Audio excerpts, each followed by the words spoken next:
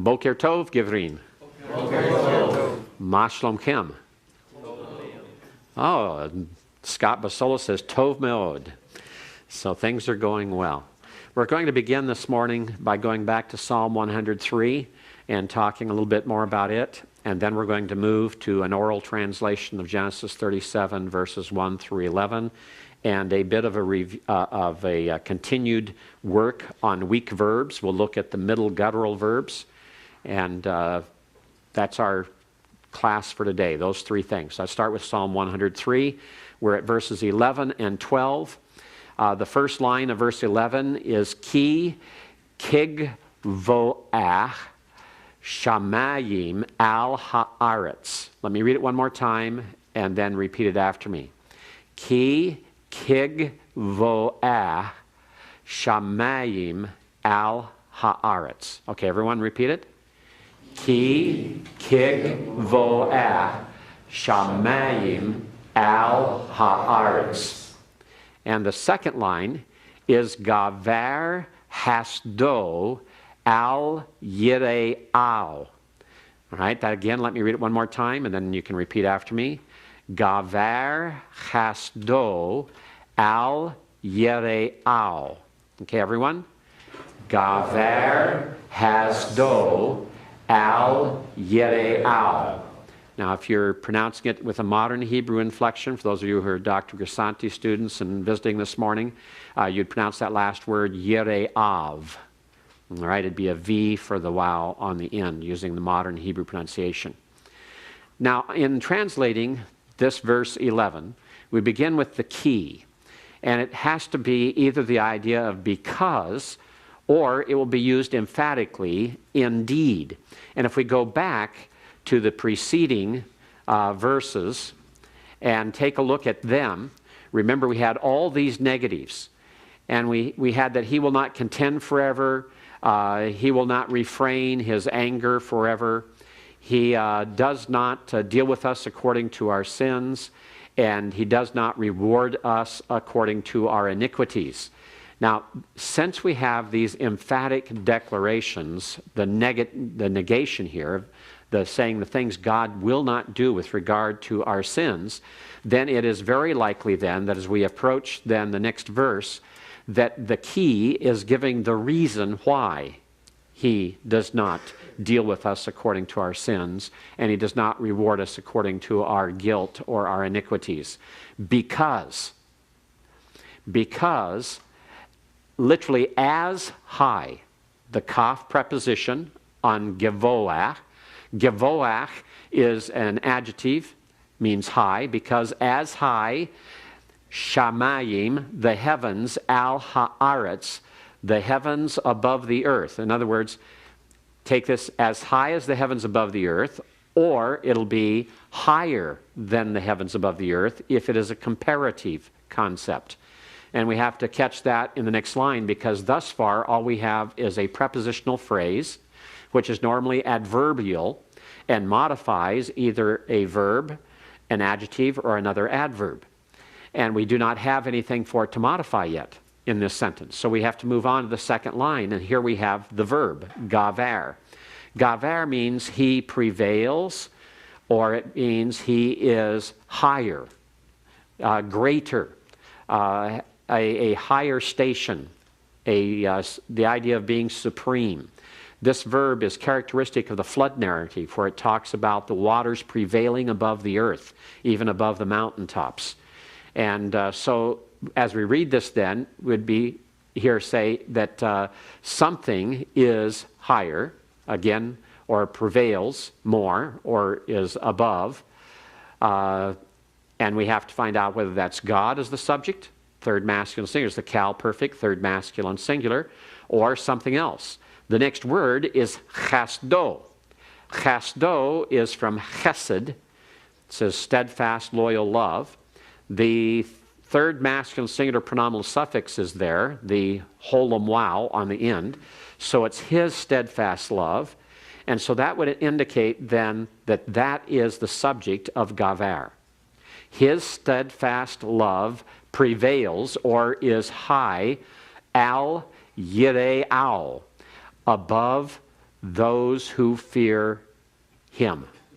Yere'au is a cow participle, active participle, masculine plural, in a construct form with a third masculine singular pronominal suffix attached.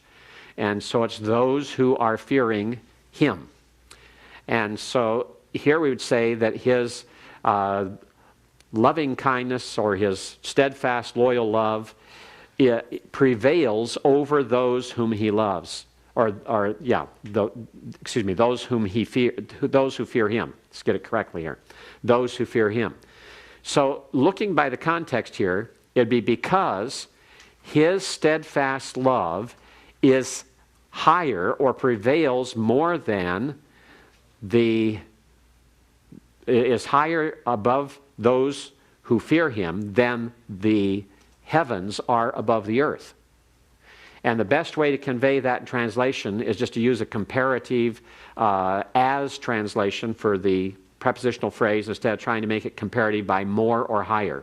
And just say, because as the heavens are above the earth, his steadfast loyalty prevails over those who fear him. Or you can say is higher or is above those who fear him. But I like the translation prevail here.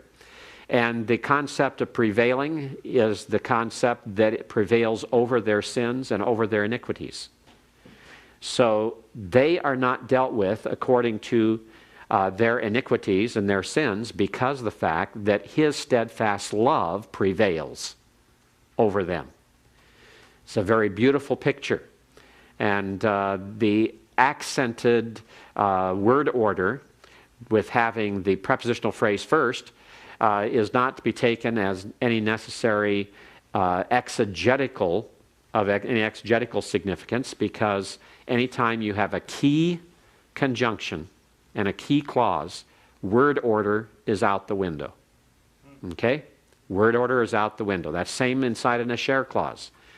In Muraoka, Takamitsu Muraoka's book on emphatic words in the Hebrew, when he did a survey and did the statistical analysis of key clauses, he concluded that word order interior to a key clause does not signify any degree of emphasis exegetically. It is quite normal to have something precede the verb that would normally be after the verb if it were exterior to a key clause. But inside the key clause, it's not necessarily exegetically significant. The only way it can be exegetically significant is by context. So that if we went on in this context, and if we had a second kaf used with the same type of meaning or focus, then the repetition would make it emphatic, not necessarily the word order. So we'd have to look to other factors for it to be emphatic. As we go further, that's exactly what we do have. We have another kaf phrase. Ki urahok mizrach mimma'erav. I'll read that one more time and you can repeat it after me. Kir hok, it's got a silent schwa under the resh. Kir hok mizrach mimma'erav. All right, everyone repeat it. Kir hok mizrach mimma'erav. All right. Then we have hirhik mimenu eth peshaenu. Let me read it one more time. And actually, by the way, we'll have to make this schwa here under the resh a vocal because of the metheg that is located to the left of the hirik under the hay. That's accenting and maintaining that syllable as an open syllable. That makes the schwa that follows it vocal. So it's he rahik. He rahik mimenu eth peshaenu. All right, everyone repeat it after me. He rahik mimenu eth peshaenu. All right. To read this as distant. Rahok means to be distant. As distant from east from west. All right? Now here we're going to have a comparison because the min prepositions on on ma'erav is going to perhaps be that way because it's as distant as, no, it's not going to be, excuse me. Not going to be comparative at all. As distant as east is from west. As distant as east is from west. I was trying to make it a comparative and it won't make it. So we have the same type of comparative clause as without the degree of comparison. All right? And so as distant as east is from west, he makes distant mimenu from him. That's a third masculine singular pronominal suffix on min, on the min preposition. And the direct object of he makes distant is our transgressions. Our transgressions. Pesha means transgression or rebellion. And here it's in the plural, pesha'e. Notice the yod, the tseri yod. It's a masculine plural construct. The nu is first common plural pronominal suffix. Our transgressions. So as distant as east is from west, he makes distant from him our transgressions. So here by context we have a double kaf prepositional phrase, and in the second one it precedes the verb without a key clause. So by context we can say that the repetition of the kaf preposition then in verse 11 and verse 12 indicates a focus or an emphasis upon these comparative clauses. And so the focus is upon the comparison. It's on the relationship, the simile here of saying, all right, his steadfast love is as high as the heavens are above the earth. In other words, it's without limit. It's high. You can, even if you go up to the Space Telescope Hubble and you take a picture out into the distant universe, there is no end to it. Scientists are amazed. Every time they take a photograph outward from the Space Telescope and they change the focus on it, they change the range, they change the lens, or they do anything with it, they find no end to the stars out there. They find no boundary, no limitation. And that's the type of thing here. Without looking at it scientifically, it's just been stated simply as a fact that it's higher than the heavens above the earth. And of course, people reading this or hearing this before had no concept at all of how distant it is that the Hubble Space Telescope tells us. But comparatively speaking, relatively speaking, as they stand, they know the stars cannot be reached. And the stars, to the ancients, were viewed as those which were beyond the reach. And they even planned that if they could escape to the stars, they could escape God. And what did God say in response in the book of Obadiah? Even if they should, speaking of the Edomites, the descendants of Esau, even if they should escape to the stars, from there I'll cast them down. They can't escape me. I'm everywhere. I'm omnipresent. And so his steadfast, loyal love extends to such a degree, is so extensive, is so without limit, that it's as though it were like the heavens that are higher above the earth than what we can comprehend. And as distant as east is from west. Where do the two meet? Well, if you have no curvature to the universe, even if you did, you'd have to have double, at least, minimum, although you'd have to go, if you go on a circular circumference, you'd have to figure not the diameter of the circle, but the circumference of the circle for it to return. And so to get east to west and have them meet is, in our concept, virtually impossible. So therefore, he makes distant our transgressions, the psalmist says, from him, from God. He doesn't consider them. He casts them away from his presence. He removes them from his presence as far as the east is from the west. This hyperbole that is being used in both verse 11 and verse 12 is in order to focus on and emphasize the fact that he is a forgiving, a merciful, a steadfastly loyal and loving God. So much so that the transgressions, notice this is the third term being used, transgressions, pesha, sin, hata'ah, and iniquities, awon, are not considered by him. He forgives. And that takes us back to the beginning of the psalm where it talked about his forgiving sins. Nathan? How do we know the manu, if it's from us or from him, because they're identical? By context alone. Context alone. American Standard says from us. Yeah, and I would take it as from him instead. And as you said, it's identical in form.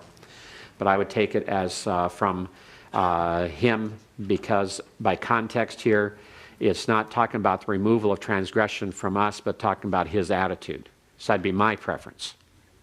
Okay? Now, let's look at this poetically. The key, we call this an anacrusis.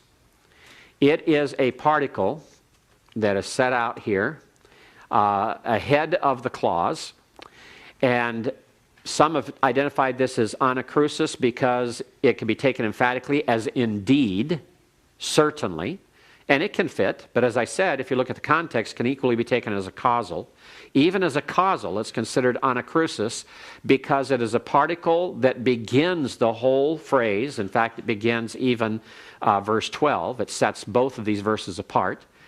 And if you were diagramming it, you'd have it separate out to the right-hand margin. And as you're looking at that, it sets the stage. It sets up the whole meaning and relationship of verses 11 and 12. And then as you look at these, you have the comparative A, B, C. And then in the second line, you continue on a progressive parallelism, because this is not a parallelism that's synonymous. And you have D, E, and F in going on. And then notice, the parallelism is not between the two lines of one verse, but parallelism is between the verses themselves. Verse 12 parallels verse 10. So A prime, B prime, C prime, the kaf preposition attached to the first modifier there, the adjective, and then having the two members of the distancing.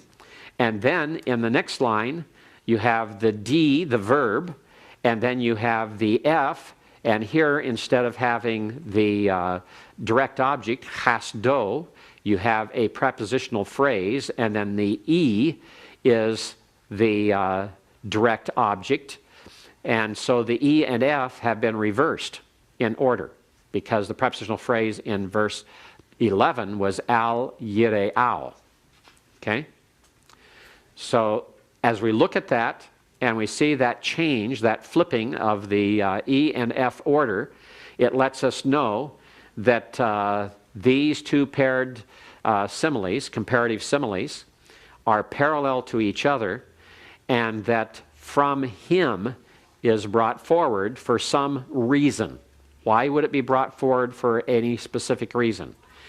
Perhaps to say it means from him and not from us. Notice also there is a rebia over mimenu. That rebia, like over hasdo, is stopping the reading at that point. And some have suggested that here, instead of being a disjunctive accent, it should be treated as a topical accent, marking the key topic. Therefore, his steadfast loyalty is the key topic in the sentence in verse 11, and from him is the key topic in verse 12. And if that is to be parallel, notice you have a third masculine singular pronominal suffix on hasdo. That would argue again for a third masculine singular pronominal suffix on mimenu. If these are the key topics and the focus is upon God and upon his loving kindness, then it's making the transgressions distant from him, where he does not have to deal with them. And to be distant from him has to be very distant, right? Because he's omniscient. And he is what? Omnipresent. So that's a concept that is hyperbole to the extreme, but demonstrates that there's no possible way then that their transgressions, when God forgives them, are going to be held against them, because God blots them out of even his mind and existence. All right? Fantastic passage with a great truth that is quite emphatic, following up on and explaining the negatives of verses 9 and 10. Any questions before we move from here? Yes, Scott? I'm just a little confused about the EF switching that's taking place and looking at the forms of those two lines. Right. Here you have the direct object of the verb here. Here's the direct object of the verb there. Okay. This is a prepositional phrase here. This is the prepositional phrase here. They have flipped their order. Direct object, prepositional phrase instead of prepositional phrase, direct object. All right? Any other questions? All right. Well, we'll leave Psalm 103. I hope you're enjoying this. And keep in mind, those of you in my class at least, later in this semester, we're going to be translating Psalm 103. So basically, I'm walking you through it already. And it's going to be a matter of your taking good notes and your good memory and going back over this and studying it. And we'll be later having a vocab quiz on Psalm 103 also. Yes, James? With the key preposition on the front, and you're saying the basic comparison, do we always switch it around, like he makes distant from him our transgressions as distant as he is from us? Do we always flip-flop that? No, we don't have to. In English, the order of the kaf prepositional phrases can be varied. We can put them before or after. So it's a matter of whether you want to preserve the exact order of the Hebrew in your translation here, which is possible in this case, or do you want to make it sound a little bit more smooth? So it's just a matter there of subjective choice. All right? Anyone else? Yes, Scott? Read verse 11 for me one more time. Yes, verse 11.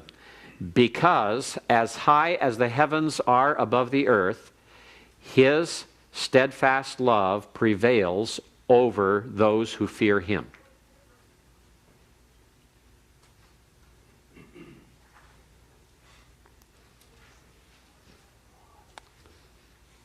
No, there can be no measurement of his love. It's kind of like the song that was written by the composer who was in prison and who wrote it all on a wall.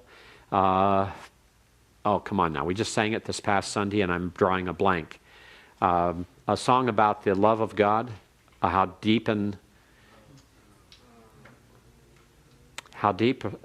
what's the title of that? How deep the love of God? Something of that's very close. You're all having the same mental block this morning at 7:45. All right? But that is a fantastic song. And the idea is that you cannot measure the love of God. It's beyond measure. It's beyond width, it's beyond breadth, it's beyond depth or height. And that's the idea here. And this is God's steadfast, loyal love with his covenanted people. This covenant relationship he has. And when he forgives sins, it's forgiven. All right? Okay. We'll come back to that another time. And before we go to the ion guttural verbs and talk about the middle gutturals, let's go to Genesis chapter 37 first and do some translation. Let me pull that up here. All right, we're in Genesis 37. Jeff, if I could have you please translate verse 1, but before you translate, please read it aloud in Hebrew. Vayeshev Yaakov be'aretz Megure Avil Avi, or if you pronounce it in modern Hebrew, it would be Aviv. Ba'eretz. Ba'eretz. And I'm going to mark my surfaces at right here. Then. Okay, didn't get the last word. Canaan. Oh, here it is. It's on the other line. All right. Canaan. Yes. Canaan. Yes, Canaan. Then he dwelt. Jacob dwelt in the land. Then you have what could be fear or terror or sojourning. Okay. His father. Then he dwelt in the land where his father sojourned, in the land of Canaan. All right. Of his father's sojourning. Okay, and notice it's plural, sojournings. It's a masculine plural construct with a tsere yod on the end. All right, now Vayeshev, that's from Yashav.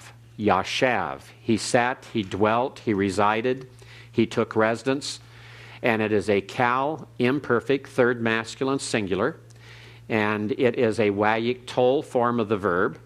Notice that the prefix yod then is there instead of the yod of the root.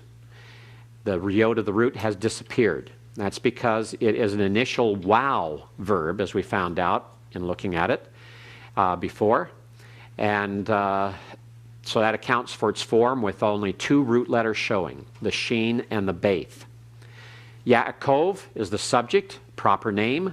We have a zakef katon above the kof that marks the quarter marker of the first half of the verse, the half point of the first half, which makes it a quarter of the verse. And ba'eretz, the preposition in, eretz, noun, feminine singular, land.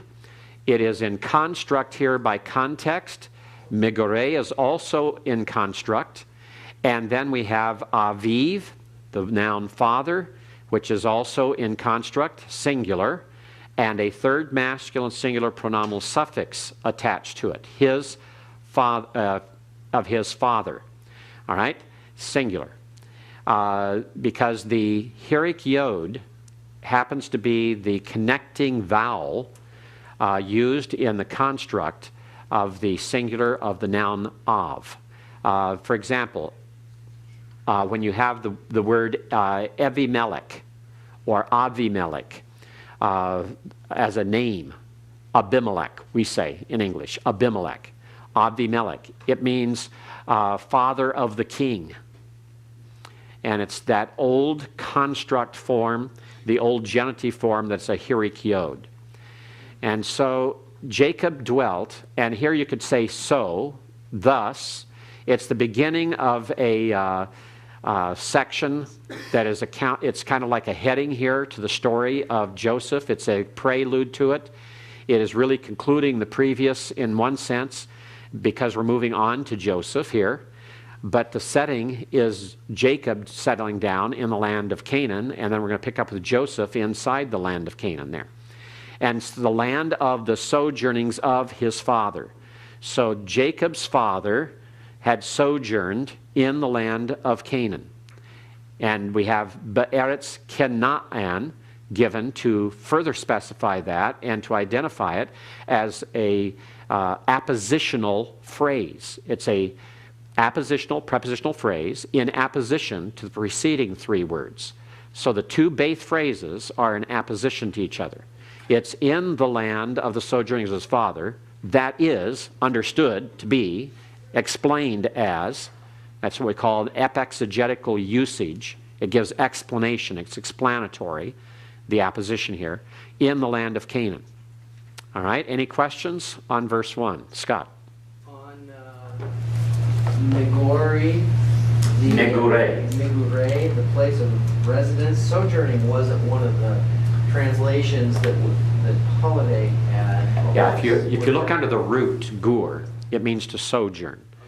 And the way it's used here is by context, the idea of not residing, because you have the contrast here of yashav as opposed to gur. And gur means to sojourn, to spend a brief amount of time in, to be a resident alien. And so it'd be better to use it as sojournings rather than to use it as residence of. It's not residences, and it's be plural, so sojournings fits that better. It's the idea of he wandered around. He lived in place after place, different places.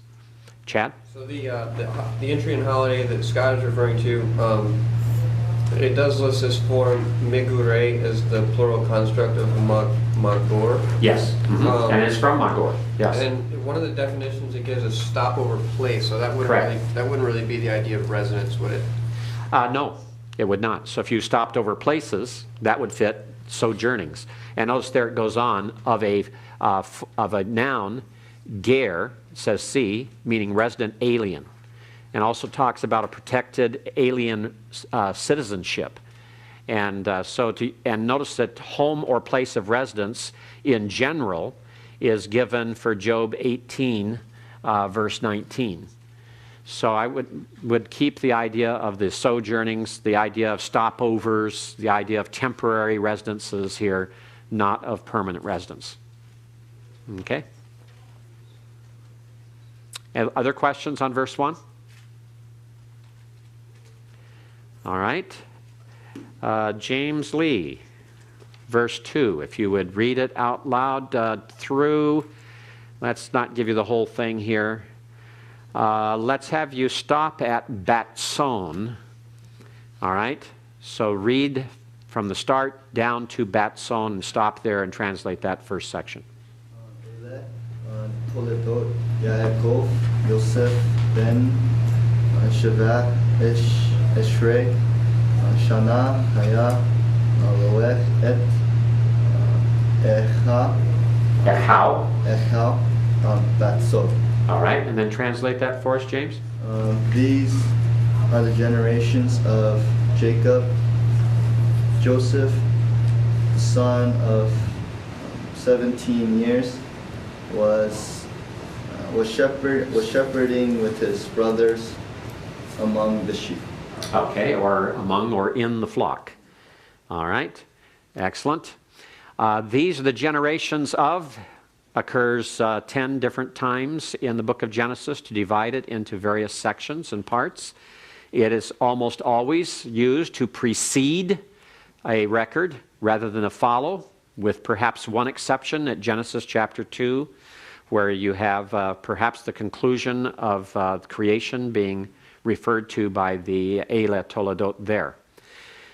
These are the generations of Jacob. It's a noun clause, therefore we have to supply the word are, the form of the verb, the copula, to be. And then it goes on from there. It's as though you took put a colon at the end of that first sentence, or a period, and then continued on. Joseph, a son of 17 years.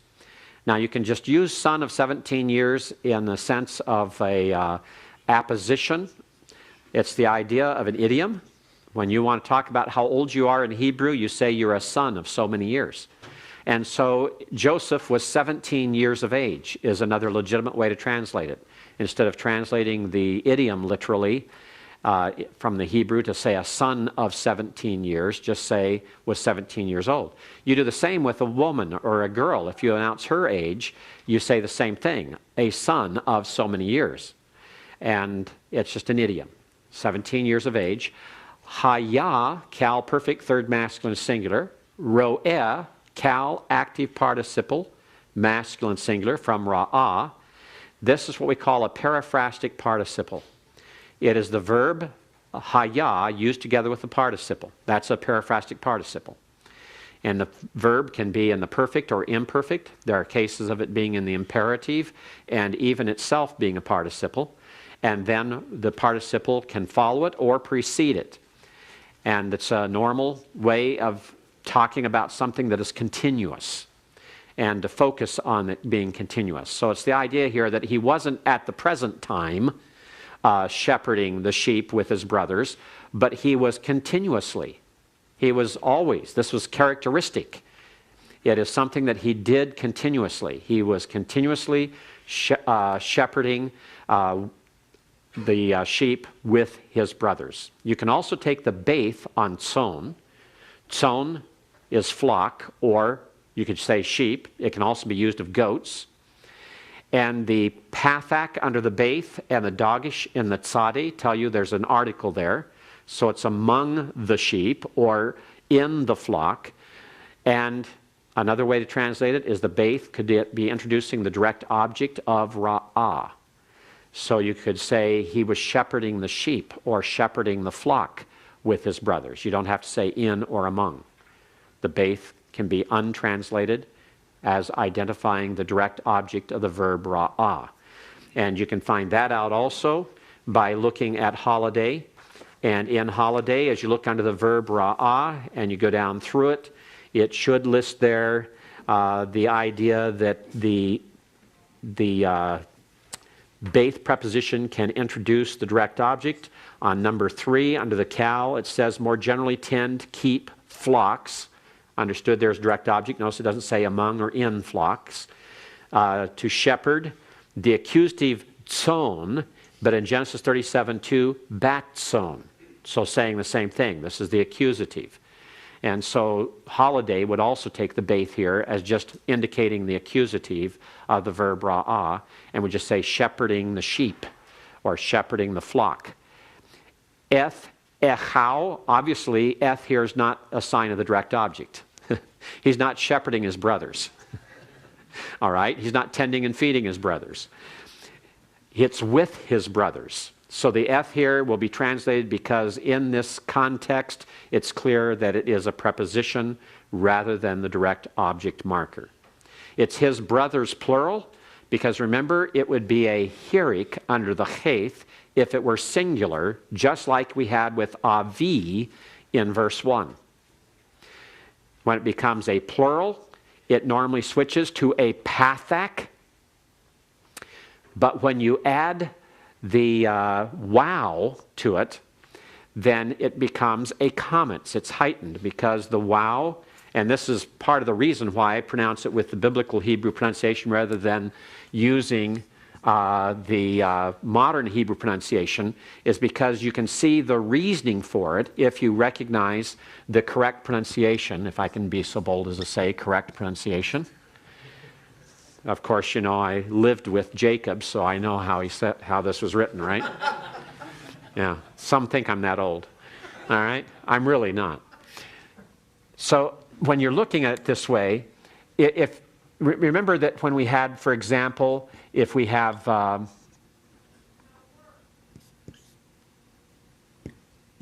that could be my brother, but this would be my brothers. And if we add the wow for the third masculine singular, that extends all the way to a comments, because this that can become I when it's pathic and yod, when you have the wow added to it, becomes like an OW or an AU in some languages. And this is being treated as a vowel because it was a vowel originally. It was a holum wow. And so if you take ao, ao becomes ow very easily and readily in combining those two vowels. And so you take off the holum and leave this. You don't turn this into a consonant as in modern Hebrew. You leave it as a diphthong that forms a vowel, just like when you have O and Y on boy. It's not taking this Y and making it a consonant. It is combining with the vowel letter, and it is lengthening the vowel sound. The same with may, you see. And the same with fa. The W is no longer a consonant. The Y is no longer a consonant, and that's the same thing we have here. It's the same type of behavior that we have.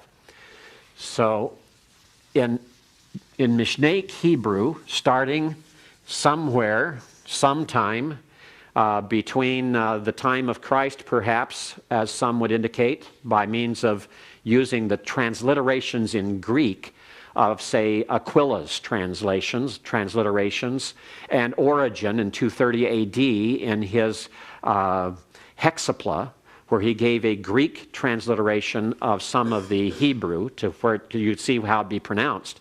As you look at those things, it appears that even up to perhaps the 4th century or 5th century AD, it was still pronounced ow, but changed after that. And the best guess is that as the Jews spread throughout the world, especially those Jews that went into Europe, in the regions of Poland and Germany and even Russia, they were the ones who first began to change this to a V sound and make it a consonant again.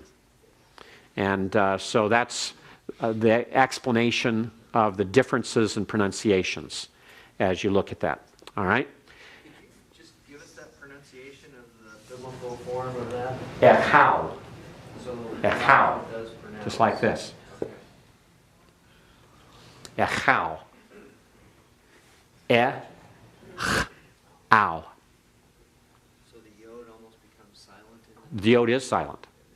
The yod is silent, and so is the wow. There is no consonantal form there. The last consonant is the, in fact, the only consonant that has sound here is the cheth. Okay? All right. Any other questions on that first part? Okay, let's see here. Eric, I've already got you for translation. David, if you'll finish the verse, please. Read the Hebrew first and then translate. I'd love to. Oh, wait a minute. You translated before. I just saw your name down here. Excuse me. I just got you. You escaped. You escaped. Close. All right. But okay, Kelly, you're next. I haven't got your name down here. Okay. All right. Ehu, Wahoo. Wahu, Nayar, Eth, Bene, Bilha, Wa'e, Bene, Zilpah, Neshe, Avi, Avil, Avi. Avi, Wa'e, Yosef, A, Dibtham, Dibatham. Dibatham, Raya, El, Avihem. Evihim. Okay? And watch your segols that you don't make them all like Ceres. Okay? All right, translate. And he, and the yard escaped me, but I'm thinking with, and he was with. No, not with. Na'ar. Na'ar. Have to go back to, I think, vocabulary quiz number...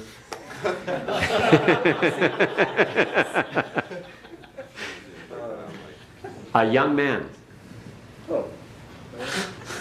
And he, a young man, with the sons of Bilhah, and with the sons of Zilpah, wives of his father.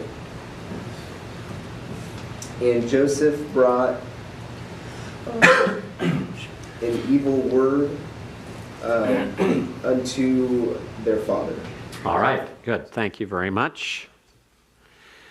All right, and he was. Now, with the wow on a non-verb, you have to ask yourself the question, is this a disjunctive clause? To be a disjunctive clause, however, the writer has to have had a choice. He had to have a choice of putting it on a non-verb or on a verb. There is no verb here, so it's not a disjunctive clause. And it's just, and he was a lad, or was a young man, a youth, with the sons of Bilhah and the sons of Zilpah, his father's wives, or the wives of his father. It doesn't matter which way you translate it, it has the same meaning. Then we have the athnak, and that brings us to the logical middle of the verse. Because in the first half of the verse, logically, you have a description, identification of who Joseph is. He is obviously a descendant of Jacob, number one. Number two, he's 17 years of age.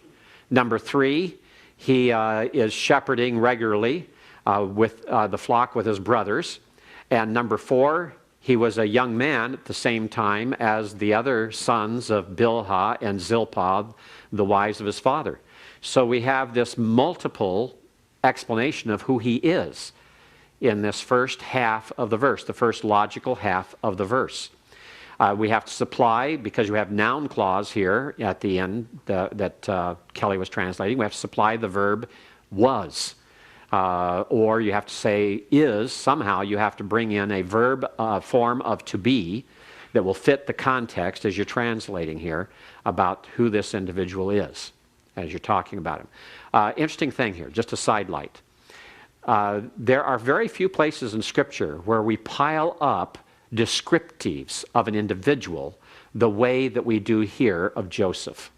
Go through the entire book of Genesis. You do not have this type of piling up of descriptives, of noun appositional clauses being used to describe an individual like this. It's very rare. One of the other places in all of Scripture this occurs is the description of the Ethiopian eunuch in Acts chapter 8, where you have the same piling up of a large number of descriptors to help identify exactly who the individual is. So it's worth spending some time thinking about and deciding how much exegetical significance that has then, or expositional significance. It certainly is demonstrating the importance and significance of the individual, and that we have his identity nailed down. That's obvious. John? Yeah, when it said that he was, with his brothers, does the with mean that they were youth with him, or that he was pasturing with them? Where is that tied together? I mean, I was assuming before he was pasturing with his brothers, and then while he's a youth, was just kind of thrown in there. He was pasturing the flock. He was tending the flock with his brothers up through the Zakeph Katon there in the first half, where we had James finish. That is with his brothers. But now we're just talking about him being a lad, a young man. It has nothing to do with the pasturing of the flock or the feeding of the flock or the tending of the flock, because we're divided from that concept by the Zakeph Katon disjunctive accent. I'm talking about as far as identifying what the brothers are doing. It doesn't identify. The brothers are identified as pasturing with him in the first part of the verse that was translated by James. But the section that was just done by Kelly says nothing about pasturing or shepherding the flock. There's no verb. Okay, but is it describing that they are youthful? Yes, that's all it's saying. Is he was a young man at the same time as they were young men. Okay. Okay? That's all it's saying. It's just a state of being. They were in the same state of being. And the state of being, the only thing said about it is Na'ar. And notice that Na'ar has a revia over it. And that's probably not to be taken as a quarter marker when you've just got Wahu Na'ar. It's probably a topical marker, saying this is the key topic, the key reference. And so the idea is that they were youths together. Okay? All right? Yes, James? When we see the Zakeph Katon or the Afmac, are there normally, is that a place to put a punctuation every time, like a period, or how do we know? I was trying to go through and divide it up, and I want to put periods everywhere. Yeah, you've got to avoid putting periods, and you will not always put punctuation in English wherever you have a disjunctive accent in the Hebrew. Sometimes it will not fit because it is a modifier of what precedes. But here, yes, you'd probably have a semicolon being used here to divide this off into its different parts. Okay? Yes? With regards to Na'ar and the Revia, is there any exegetical significance to that? I mean, it seems like designating him as 17 years old and then using young almost implies an immaturity to it, as opposed to a young man, just he was young. I don't think there's a sense here of immaturity. The fact that he's 17 years of age in the Hebrew culture means already that he's reached that age where he's considered to be a man and he's of marriageable age. And he could marry a girl as young as 12. And so there's, I don't think there's a sense of immaturity here at all. And Na'ar by itself is used in a broad range. For example, Absalom is called a Na'ar, even at his death. His father, David, refers to him as a Na'ar. Those around refer to him as Na'ar. And yet he is a father. He was married and he had children, but he's still called Na'ar. And so Na'ar is, the age sensitivity of it is probably anyone under the age of 30 could be referred to as a Na'ar. But I wouldn't think here it's an idea of immaturity. It seems odd that they put the Revia over something that almost seems a restatement. It's put over it so that you don't have the confusion that John was talking about. Because you're asking, okay, what does it mean? He was a lad together with the sons of Bilhah and the sons of Zilpah. What was he doing with them? What was he doing together with them as a lad? Well, the idea is he was a lad with them at the same time. And that's the reason the Revia is put over it, to tell you they're talking about their mutual youthfulness. They were young at the same time. Nathan? I guess just in English, when we say someone's 17, we wouldn't necessarily, if we were writing something in English, we wouldn't necessarily say he was young as well. So what do you do with in Hebrew when it seems like in English it's just repetitive It information? isn't really repetitive because it's defining that in his youth, I mean, how do you explain if you're going to say, if you're going down through here, and let's put it this way, okay, because both of you are having this question. These are the generations of Jacob. Joseph was 17 years of age. He was shepherding the flock with his brothers. Together with the sons of Bilhah and Zilpah, he was what? Young. It's not really repetitive to say it. It's because you've brought in other people you're trying to associate with him in that time of his life. And so it's just like saying, well, you know, when I went to grade school, I was 8 years old. But my friends, my boyhood friends were at that time. Now, why say boyhood after I've already said I was in 3rd grade? Because I identify that these were my boyhood friends, not the friends I still have today. And so it's to associate the cycle of those people. And so that's all that's being done here. Okay? Gus? Also, could it be that the fact that Leah's kids are not mentioned, they were much older than his kids, because they were the first? Could that be something? Yes, it's to identify where he falls in the family, yes. He's with the younger of the family. This extended family, remember, 2 handmaidens, 2 wives, 4 total bearing all of these children, and he was among the younger group. Okay, yes, King? I think for the confusion for me is that when you look at the other verse where it talks about Joseph being a son of his old age, I think that's where a lot of the confusion Okay, we'll get to that later. We'll talk about what that means. Okay, yes? So is this indicating that Leah's sons were not pasturing at this time, or just No, they were it's not not. young? No. Remember, it said he shepherded with his brothers, without qualification of who his brothers are, implying all his brothers. This is a separate statement being made. Okay, don't confuse the two. Don't confuse the two. They're 2 totally separate statements. He shepherded with his brothers, but he was a youth together with the sons of Bilhah and Zilpah. In other words, he was among the younger set of the brothers. He fell into the line of those who were with who had been born by Zilpah and Bilhah. He was in the younger group rather than the older group of brothers. But it's a separate statement. It's not saying the younger ones did the shepherding. The shepherding was done evidently by all the brothers, and we'll find that out later, because when he goes, he's to check on them, and it's all of them that he has to see.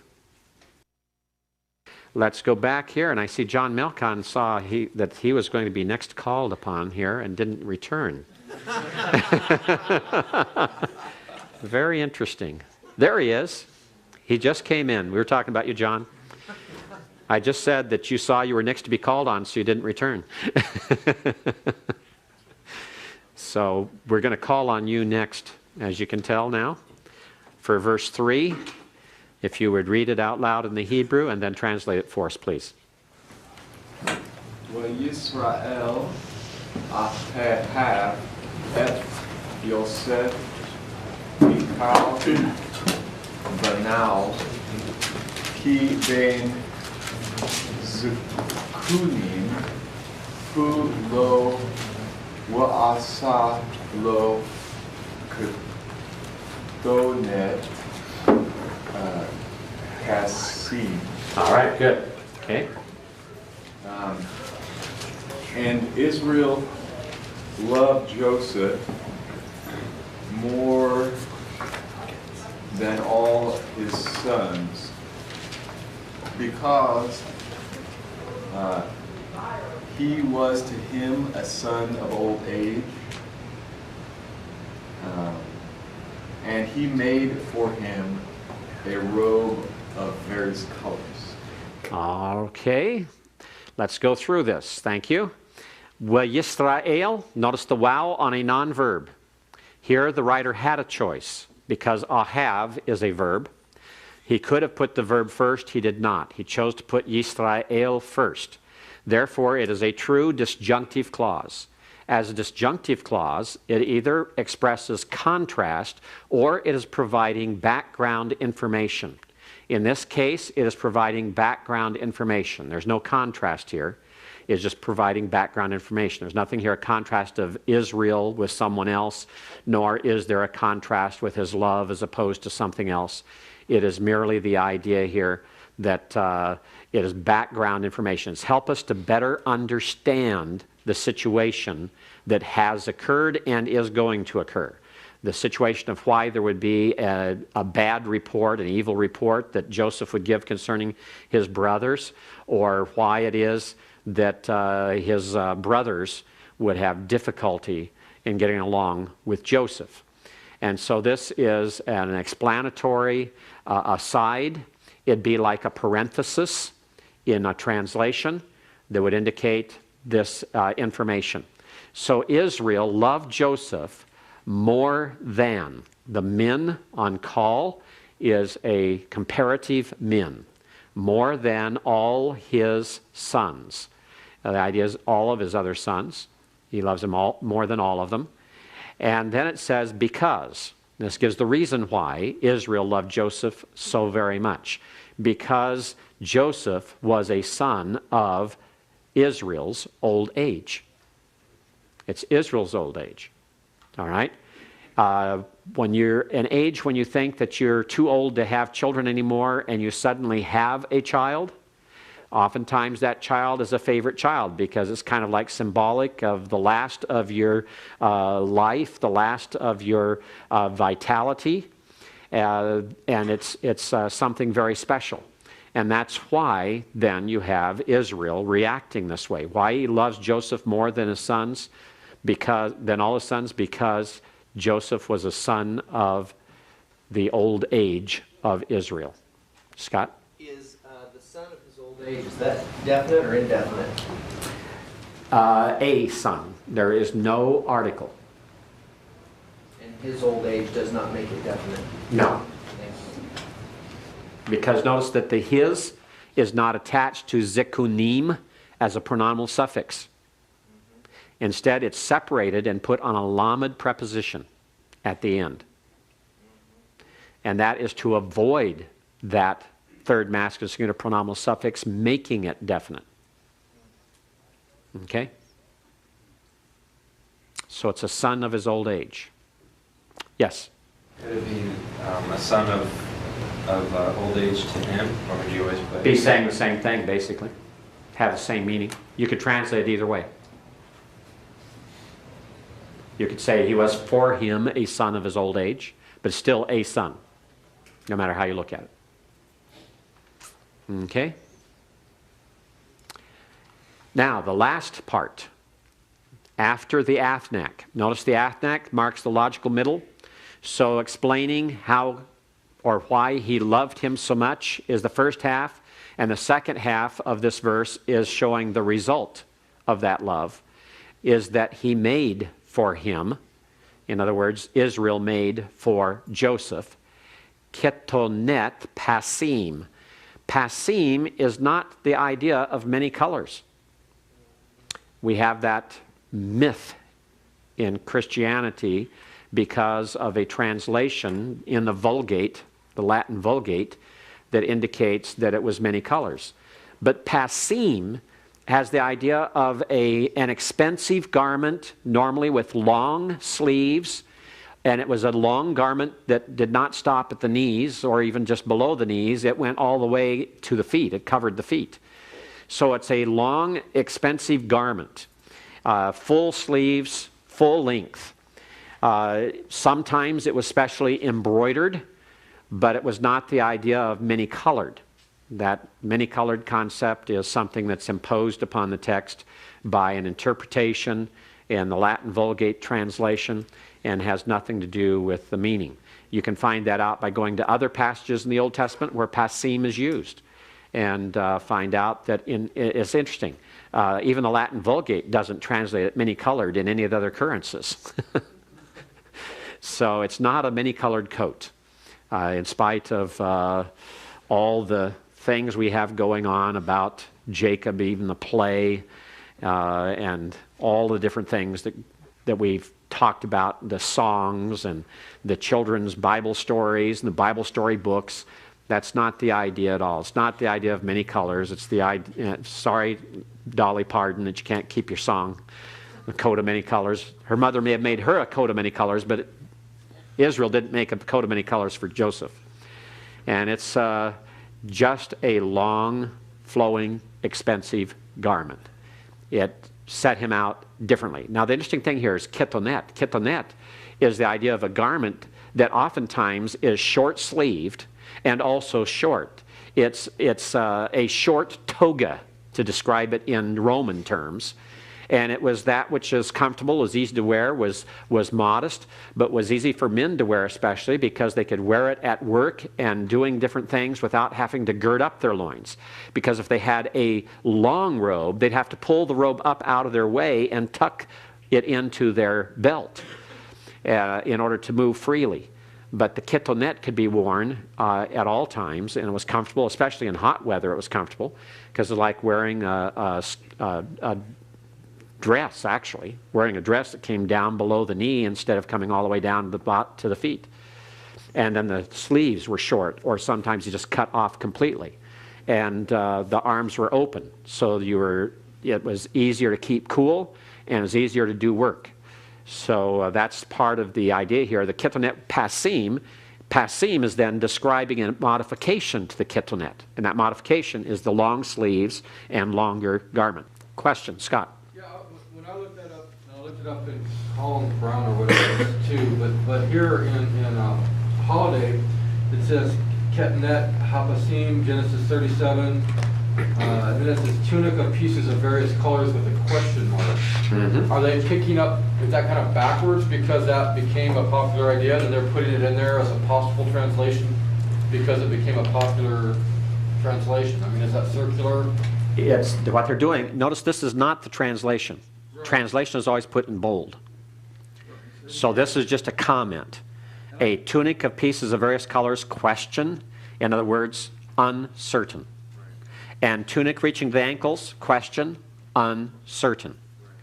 Now, the thing is that if you take a study of this in the cognate languages and you also take a look at the parallel cases here in 2 Samuel 13, you find out it has nothing to do with a tunic of many colors or many colored pieces. It's the idea of the reaching to the ankles or having long sleeves is the best way to look at it.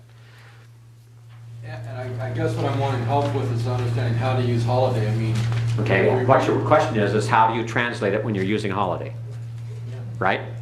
Well, that's the immediate question, but the bigger question is when we have all these comments and they're not in bold, how do we know when, okay, that one applies here? Right. I read that and it's like, well, that's my chapter. I found it, you know? Yeah, you're thrilled to find it, right? Yeah, and I'm not going to count any points off if you have many colors, but I will circle it and put a question mark. You don't lose any points on something like that. The idea is this is why you're taking Hebrew. Is as we go through these examples and you run into them and I offer explanation, you learn to be judicious, careful, cautious about the use of translations in both Holiday and in Halot, the larger form. So the bigger question is the one that you think I'm asking, which I am, but here specifically on this, why is this again just the humanness of this book? That this guy's going, well, this has been out there, so I'm going to put it in as a question mark, and then I look at that, even with the question mark, and go, well, there must be some validity to that, or he wouldn't have put it in there at all. There's no validity to it other than the Latin Vulgate. Okay. That's it. Okay. So you think all the major translations leave it in? All the major translations leave it in because if you remove it, it is such a part of most churches and the way they teach and the teaching of their children. It's like if you mess with Psalm 23 or the Lord's Prayer, no one's going to buy your translation. You mess with a coat of many colors, many people have the exact same response. And it's because it's so ingrained traditionally. And so they leave it in that way.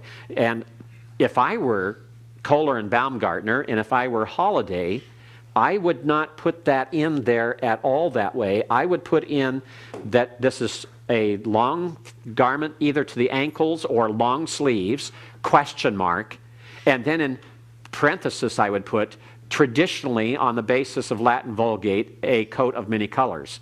But it would be a comment and explanation only. It would not be to offer it as a potential viewpoint that has any merit. The word means to the palm, right? To the palm, yes. Where do you get the ankle part? The ankle, remember the bottom of the feet, what do you call them?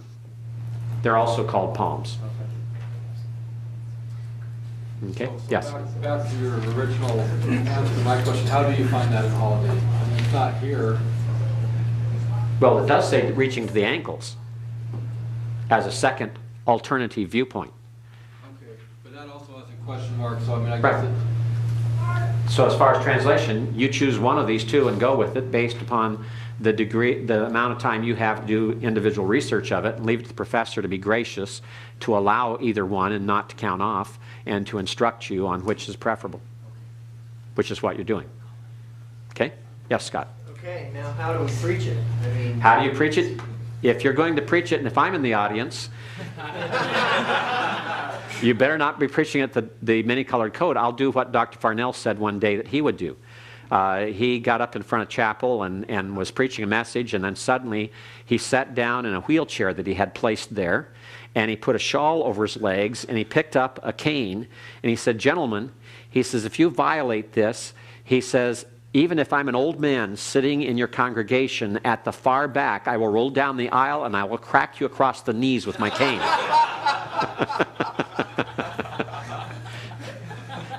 So gentlemen, that's what I too will do if you preach it as many-colored coat, all right?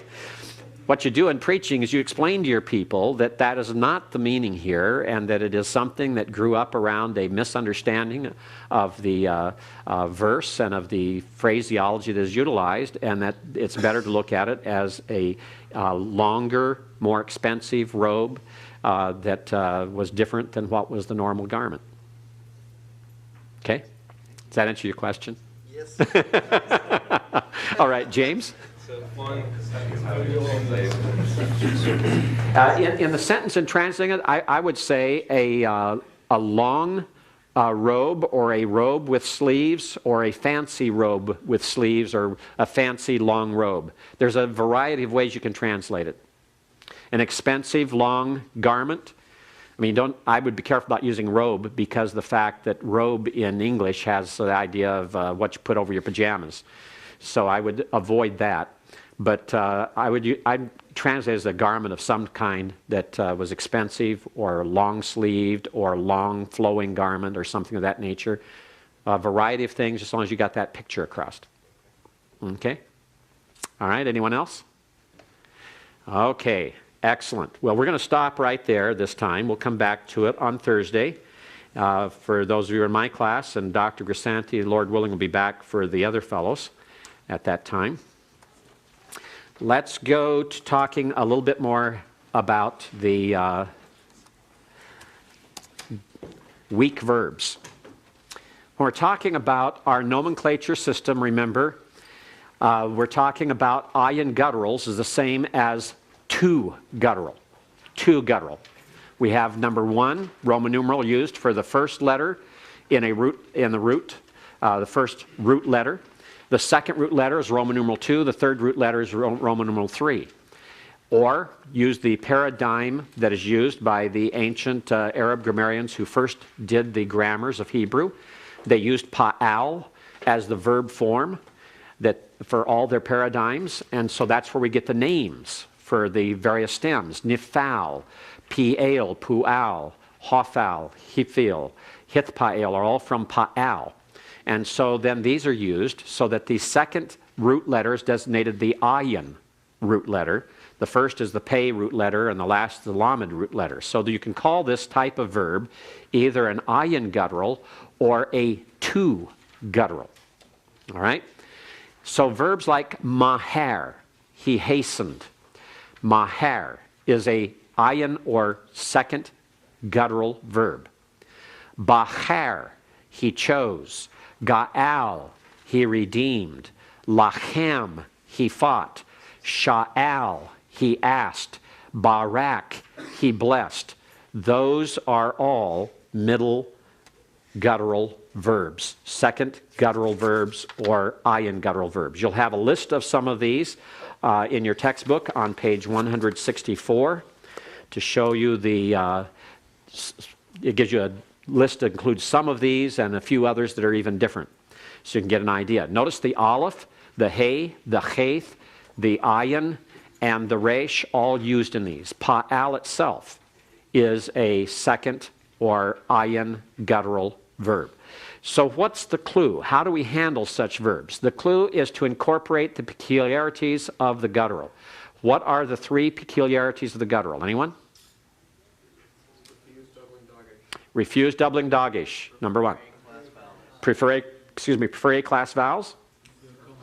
Prefer compound schwa. So we can expect those three rules to come in play.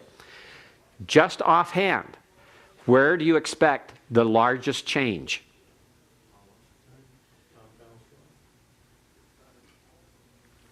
You're thinking probably frequency there. What about the largest as far as what's characteristic within the verb stems? The doubling dogish in piel, pual, and hithpael. It's going to be rejected.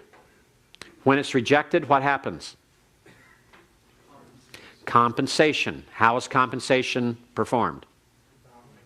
Vowel change. The vowel before is heightened. It's lengthened. All right? So we can expect that right away. If you have the middle root letter affected, then it's going to affect especially PL, PUAL, and HITHPAEL stems, because that doubling dogish then is not going to appear. So that one clue for identification is going to be missing. Reject the doubling dogish then, number one. Barrick. Barrick is going to be a PL perfect, third masculine singular. We would expect something like birek. Remember, in the perfect, it has the same sound as the name. P-ale. Birek. It'd be doubled. But because the middle letter is a guttural, it's going to be rejecting the doubling, and the preceding hirik is heightened to its seri, so it becomes berek. Berek is a PL perfect, third masculine singular from the verb barak. Me and ta. Me and ta is from ma'an. Ma'an, meme, aleph, noon, root. The ta on the end tells you immediately that it is a perfect, because ta as a verb suffix occurs only in the perfect. It's second masculine singular in the perfect. So that tells you then that the meme, aleph, and noon are the three root letters. And as we look at it, we see a tsere under the meme. Right away, we know that's not like cow. But then we think, okay, if it were PL, it'd be mienta. And now it's without that, so it's because that hirik has been heightened to a tsere because the rejection of the dogish by the aleph. It's again a PL, perfect. Second masculine singular. Watith pa'aim. Pa'aim, as we look at it, it does not have a doubling dogish you would normally expect in the hithpa'el, but we know it's a hithpa'el. Why? The double tau. The tau there, the second tau tells you it's that tau in the hithpa'el. It's because we have a wow and a pathic and a dogish the next letter, we know it's a wayik tol. So since it's wayik tol, we know it's the imperfect. So the first tau is the prefix for the imperfect. So it is a wayik tol, it's a hithpa'el imperfect, second masculine singular or third feminine singular from pa'am. The pathak that would normally be under the pay there, because hithpa'el is a ah, because the rejection of the doubling dogish by the ayin and the heightening of the pathic to a comments. Tibarku, tibarku. Tibarku, first of all, as we're looking at it, we see it's an imperfect with a tau prefix. When you have a schwa under the prefix of an imperfect, that tells you it is normally going to be an intensive. It's going to be a PL or pual. And as we're looking at this one, it's going to turn out to be a PL because in the PL you have a pathic under the first root letter in the imperfect, as opposed to the pual that has a kibbutz. And so this becomes a kametz because the resh rejects the doubling dagish. So it's a PL, imperfect, second masculine plural from barrack. Sometimes compensation is ignored. Why? Well, it's a good guess by anyone to try to decide why. Why do we have language spoken the way we do? Why do some of you say aunt when I say aunt? You know, why do some of you say tomato and others say tomato? It's one of those peculiarities of language. Why did one choose it to pronounce it differently or one way as opposed to another? That's lost in the mists of antiquity. No one knows why certain things are done in language. We can't explain everything. And part of this, some have explained on the basis of context and certain sounds being overly dominant or causing confusion. In some cases, it's a matter of a difference in accentuation. Sometimes it's a difference because of being combined with another word nearby. In other cases, it's just totally unknown.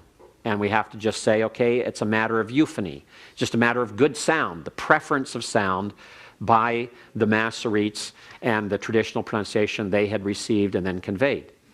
So as we look at this, Yinnachim.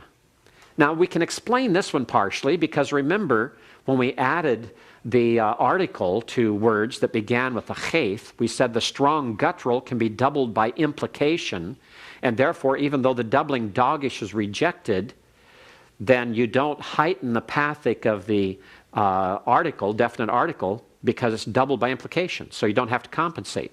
So that could be true here with Yinnachim, that the cheth doubles by implication, therefore the pathic preceding it is not heightened. It is a PL, imperfect, third masculine singular from Nacham. Ne'etz.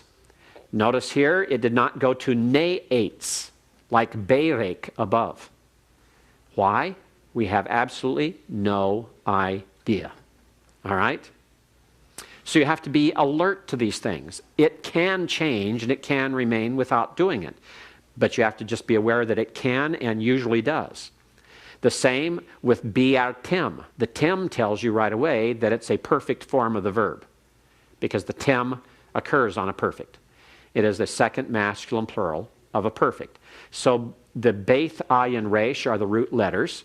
And as you look at it, the ayin being a doubling, refusing the doubling dagish as a guttural helps to explain why you retain the hirik under the beth and why do we retain the pathak under the ayin.